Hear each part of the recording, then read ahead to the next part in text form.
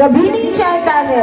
वो हमेशा चाहता है कि मेरी संतानें प्रसन्नता से रहे, एक साथ रहे, प्रेम से रहे, एकजुट होकर। लेकिन हमारे अंदर पता नहीं ऐसी कौन सी भावना है, क्या हमारे अंदर आके भर गया है, क्या ऐसा है इस जगत में जिसके लिए हम लड़ रहे हैं, झगड़ रहे हैं। भगवान ने आकर कौरवों से कहा कि कुछ ही जगह दे दो पांडवों को, नहीं दिया और ऐलान कर दिया बिना युद्ध के एक सुई की नोक के बराबर भी इनको कुछ नहीं दूंगा। क्योंकि कौरवों को ऐसा लगता है, दुर्योधन को ऐसा लगता है कि मैं तो 100 भाई हूं, मेरी तो लंबी चौड़ी सेना है और ये पांडव तो 5 ही है, इनको तो एक चुटकी में समाप्त कर देंगे। लेकिन वो ये भूल गया कि जिसके साथ में गोविंद है, जिसके साथ में परमात्मा है, जिसके मस्तक पर, जिसके सर पर उसका हाथ है, उसका कोई बाल बांका कर सकता है? भले वो देखने में आपको छोटा लगे, लेकिन उसका विकार बहुत लंबा चौड़ा होता है। भगवान ने आकर बहुत समझाया, परंतु दुर्योधन नहीं माना। विनाश काले विपरीत बुद्धि। जब हमारा विनाश होना होता है ना, तो हमारी बुद्धि सबसे पहले फेल हो जाती, काम करना बंद कर देती। अगर कोई अच्छा भी बोलेगा ना तो हमको बुरा ही लगता है, उसकी बातें हमें बाढ़ के जैसी लगती हैं। भगवान ने बहुत समझाया, नहीं माना तो युद्ध प्रारंभ हो गया। कुरुक्षेत्र की भूमि पर भीषण सारी सेना, बड़े बड़े योद्धा और यहाँ तक भगवान की भी जितनी सेना थी सारी कौरवों ने मांग ली, कौरवों के साथ हो गए, दुर्योधन के साथ हो गए। पांडव अकेले हैं, पांडवों ने भगवान को मांग लिया और भगवान से कहा, केशव भूमि में रक्त की नदियां बह रही हैं, हजारों माताओं के सुहाग आज उजड़ जा रहे हैं, हजारों माताओं की गोद खाली हो जा रही है, हजारों बहनों के भाई समाप्त हो जा रहे हैं। धीरे धीरे सारे बड़े बड़े योद्धा समाप्त हो गए, दुर्योधन के भी 99 भाई समाप्त हो गए। अब केवल दुर्योधन बचा है और उस दुर्योधन पर भी भीम ने अपनी गदा से प्रहार किया, अधजल पड़ा है। दुर्योधन को एक शाप है, जब एक साथ खुशी और दुख मिलेगा तभी उसकी मृत्यु होगी।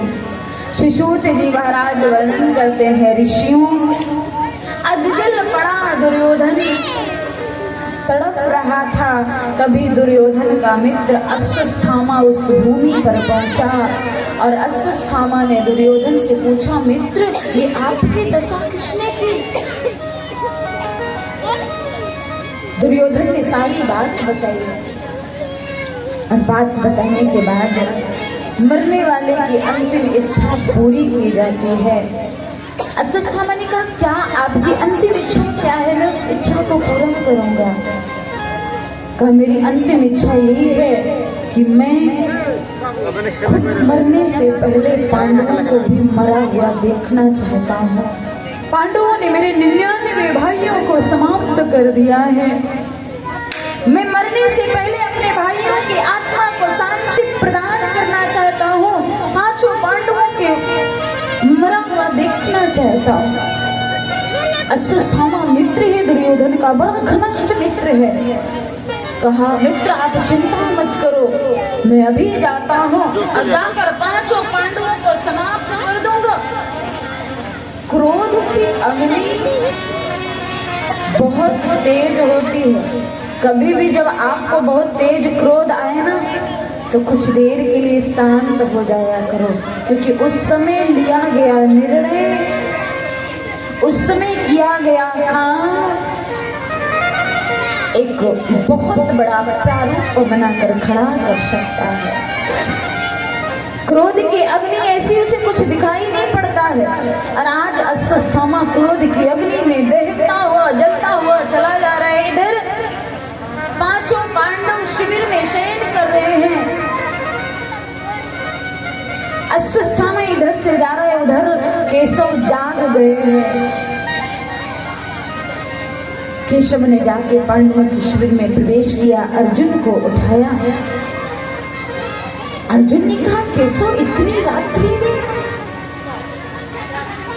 भगवान श्री कृष्ण ने कहा, अर्जुन सवाल जवाब मत करो। यदि मैंने इतनी रात्रि में आपको जगाया है, आपको उठाया है, तो कोई विशेष कारण ही होगा। पांचों पांडवों को लेकर भगवान द्वारिकाधीश शिविर से बाहर चले जाते हैं। इधर अश्वत्थामा क्रोध में जलता हुआ आया, शिविर में प्रवेश किया। माता द्रौपदी अपने 5 पुत्रों के साथ शयन कर रही थी। रात्रि का अंधेरा था, क्रोध में इतना ज्यादा तेज था कि उसे समझ में नहीं आया कि वो करने क्या जा रहा है। शिविर में प्रवेश किया और एक साथ द्रौपदी के 5 बालकों के सर को धड़ से अलग कर दिया और 5 के सर को लेकर अश्वत्थामा चला जाता है।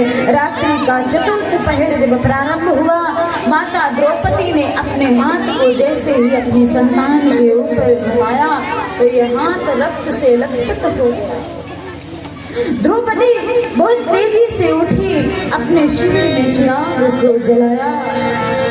प्यारे भक्तों, वो स्थिति, वो समय कितना भयावना होगा। एक माँ की जब संतान हो जाती है ना, उस माँ का जीवन उसी समय से बदल जाता है।